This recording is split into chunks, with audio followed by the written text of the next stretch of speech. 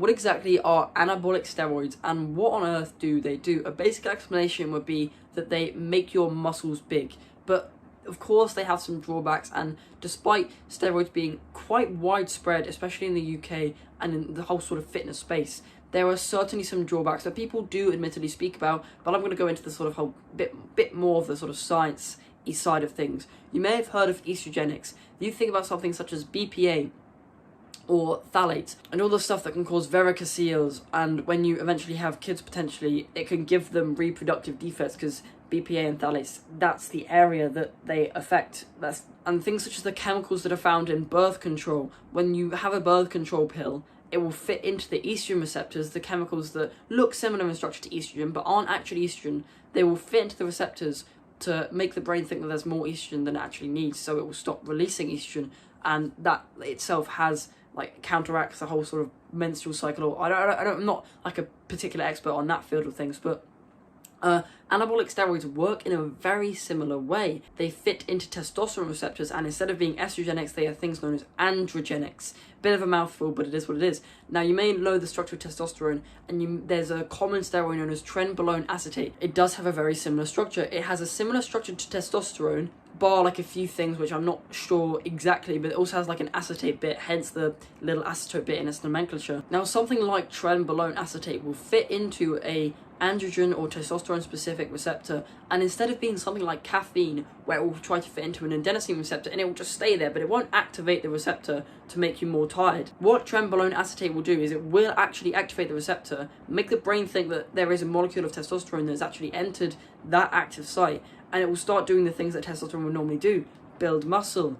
What these receptors will signal, it will make loads of proteins, including muscle tissue. The problem is that the amount of anabolic steroids that are in your body is absolutely obscene and unnatural. That's why it's sort of not natural and stuff. That's why you make so much muscle when you're on anabolic steroids, because there is no way that you will ever have a natural amount of testosterone that is that high. If it was feasibly possible, if you like hacked your entire bodily systems to equate the amount of anabolic steroids in someone's bloodstream who does take steroids, it is so difficult to equate the amount of anabolic steroids to the amount of testosterone in your own bloodstream.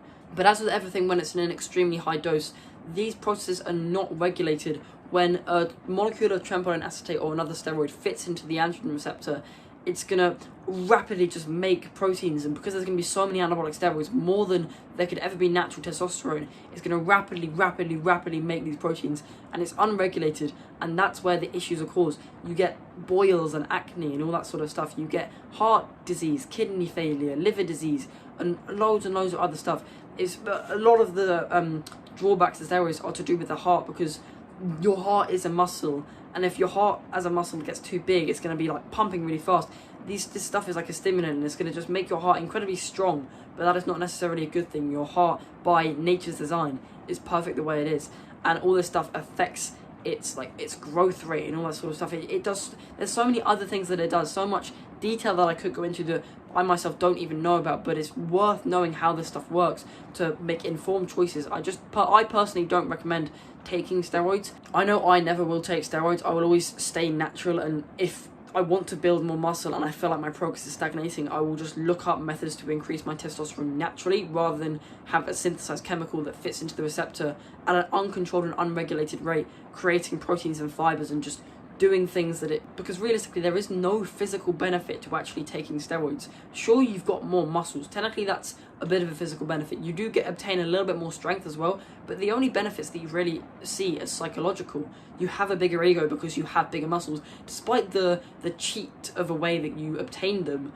it still gives you some sort of ego boost, and you feel more boastful because you're bigger than everyone else, even though if they took steroids it wouldn't really look all that different in a weird sort of way. But these anabolic steroids really don't actually benefit you physically because of all the things that I've stated: the heart disease, the liver disease, the kidney disease. That's all physical stuff. That's nothing to do with the brain.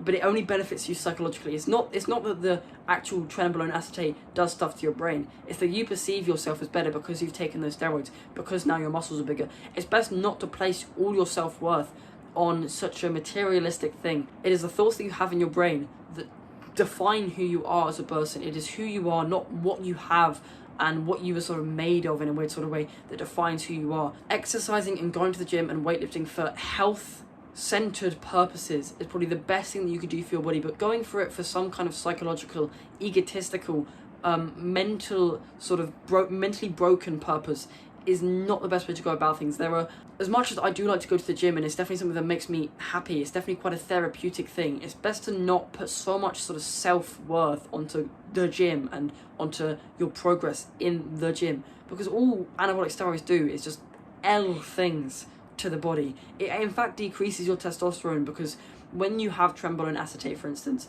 fitting into the receptor, and you have that all over the body, your brain is thinking, hang on a minute, there is a lot of testosterone here. What on earth is going on? So it's going to stop making testosterone in your testes, and that's going to mean that your natural testosterone is absolutely awful. It'll be so low, probably single figure, like nanograms per deciliter or whatever measurement the testosterone sort of comes in. And this is why you'll get gynecomastia if you have too many anabolic steroids, because your natural testosterone to estrogen ratio is absolutely fucked up, and your body's not going to be able to know how to handle it, because your body can't really tell the difference between these synthetic chemicals. But there are drug tests and stuff like that that can. Your body, while being an absolutely fragile and insanely good work of nature, tech and tests to actually detect real testosterone will not be able to detect the trenbolone acetate, and so it will come up with low testosterone. It will come up with this testosterone is dangerously low, even if it seems like it's high, because you're building so much muscle.